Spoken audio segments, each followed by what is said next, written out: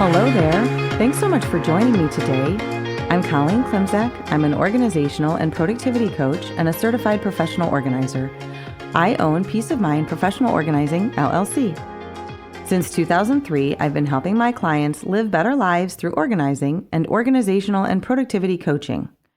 I support my clients and my community with coaching, in-person and virtual organizing, my weekly podcast called Your Organized Life with Colleen Klimczak, a free weekly virtual productivity session called Finish Line Friday, a free weekly email newsletter, and regular content on Facebook and Instagram. I also offer presentations and professional development to groups and companies. And coming soon, I will be launching a membership circle to support my community with even more coaching and productivity content. Want to finish strong with me this week? Join me for Finish Line Friday every Friday morning at 9 a.m. Central for a free 2-hour productivity session. Drop me an email at colleen@peaceofmindpo.com to request my Zoom room link or follow the Zoom room link on my Instagram or Facebook pages. Welcome to Your Organized Life, episode number 106. First, a couple public service announcements or some housekeeping. I want to know, are you on my mailing list? So I've been working on making sure that the people who follow my podcast are also following my newsletter and vice versa. So if you follow my podcast, but you are not signed up for my weekly newsletter, please head over to peaceofmindpo.com and subscribe, because that is where I send out more timely information. I know I've talked before that my podcast is recorded a week ahead of time. So if there's news to tell, it comes out via my newsletter or my social media platforms. And the other thing, I just received a question over the weekend via my website, a reminder that Finish Line Friday is free. So to the nice lady who reached out to me via my website, everyone is welcome. Yes, it is free, and you can request the link, or you can find it on Facebook and Instagram. So the title for today is, I think this is a change I can make. I recently attended the joint annual conference for the Illinois Associations of School Boards, School Business Officials, and School Administrators. This was my 8th time attending for my 8th year as an elected Board of Education member and more recently board president. And I always learned so much. I could write for days and days about all the things I've learned. All of the learning applies to education, obviously, and so much of it applies to the rest of life, too. At one of the keynote sessions, we heard from a gentleman named David Horsiger. He is an author, a public speaker, a researcher, and all-around amazing person. He was just phenomenal. I had the opportunity to work through his Trust Edge workshop a few years ago at the same conference, and this time we got to hear from him live. And yes, I now own an autographed copy of his newest book, Trust Matters More Than Ever, but I digress. I am not going to distill all that he talked about in his 70-minute presentation in today's podcast episode. I will read the book, though, and I will share out more specifically very soon. He shared an anecdote when he was talking about consistency and leadership, though, and it really resonated with me in terms of habits and routines. He mentioned that this time last year, his doctor told him that if he wanted to be around to see his children grow up, he needed to make some lifestyle changes. He shared that information at one of his presentations at the time, and after the presentation, while he was chatting with some attendees, 2 of them mentioned that they chose to not drink their calories. That was a simple strategy that this couple had used to eat and drink healthier. And David shared that as he reflected on that idea, he said to himself, I think that's a change I can make. Listen to that again. I think this is a change I can make. This is not an episode about calories. This is an episode about making positive change. Let me make a few assertions or assumptions as we get started. First, there are areas where you and I could use some improvement. Also, change needs to happen, and change can happen. And finally, you and I are capable of making positive change. So David shared that he realized he didn't have to make big actions to make change, that he could do it in small pieces instead, and so can we.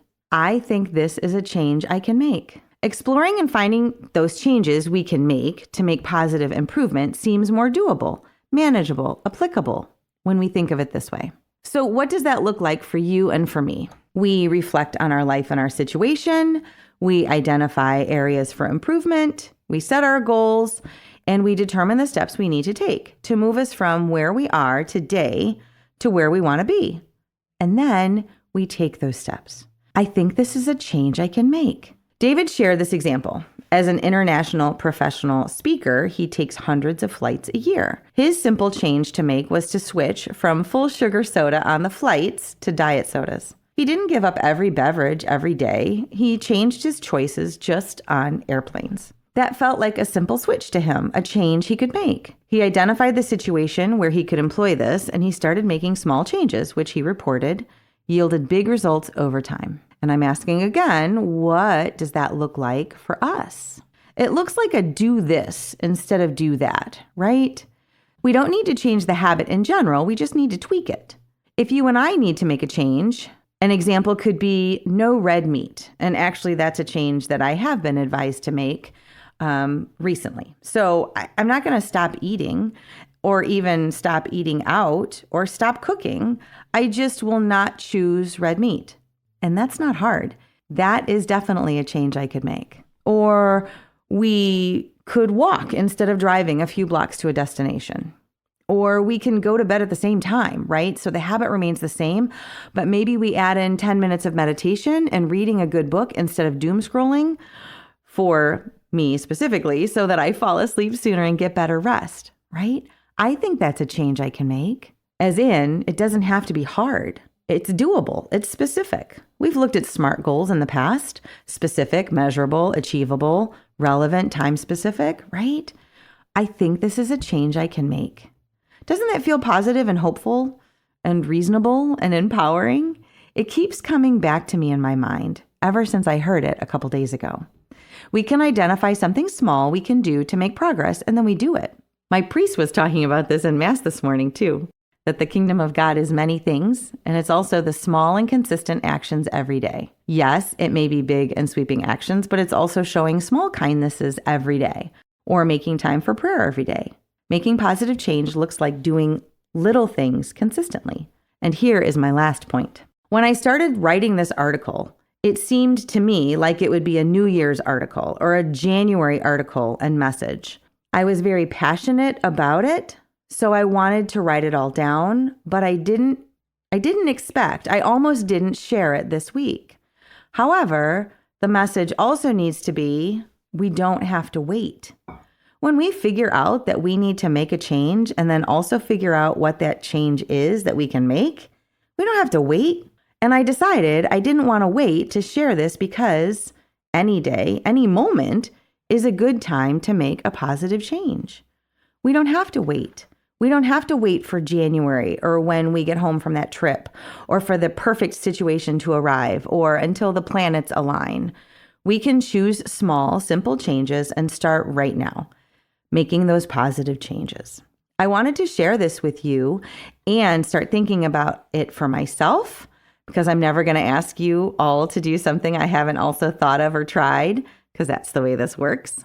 So we reflect, we identify areas of improvement, we determine where we want to go and how to get there, and then we start to make the changes we can that move us toward that goal.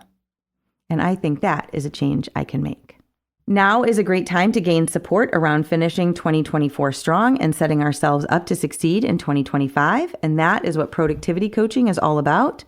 If it's time to invest in yourself and explore coaching for organizing and productivity, I would love to hear from you. Drop me a line via email at colleen@peaceofmindpo.com or message me through my social media platforms like Facebook, Instagram, or LinkedIn. Thanks so much, and I will talk to you next week.